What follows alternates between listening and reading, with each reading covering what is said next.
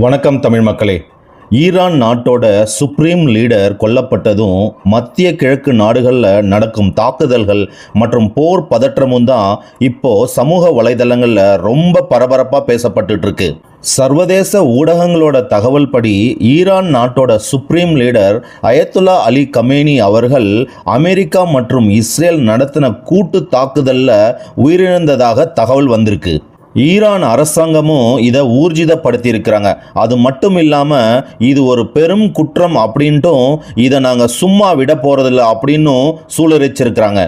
Iran நாட்டு அரசாங்கத்தோட cabinet கூட்டத்தில் இதுக்கு தகுந்த பதிலடி கொடுக்கப்படும் அப்படின்னு தீர்மானம் நிறைவேற்றியிருக்கிறாங்க. ஈரான் இராணுவம் மற்றும் ரெவல்யூஷனரி கார்டு இவங்க எல்லாமுமே கடுமையான எச்சரிக்கையை விடுத்திருக்கிறாங்க. அதாவது பதில் தாக்குதல் கடுமையாக இருக்கும் அப்படின்னு சொல்லியிருக்கிறாங்க.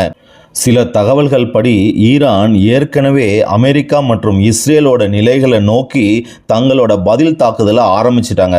அதாவது மத்திய கிழக்கு பிராந்தியம் பூரா இப்போ பத்தி எரிஞ்சிட்டு இருக்கு அப்படின்னு கூட சொல்லலாம். ஐநா ஒரு அவசர ஆலோசனையை கூட்டியிருக்கிறாங்க. உலக நாடுகள் எல்லாம் அதிர்ச்சியில் இருக்கிறாங்க. எண்ணெய் நாடுகள் எல்லாம் பேரதிர்ச்சியில் இருக்கிறாங்க.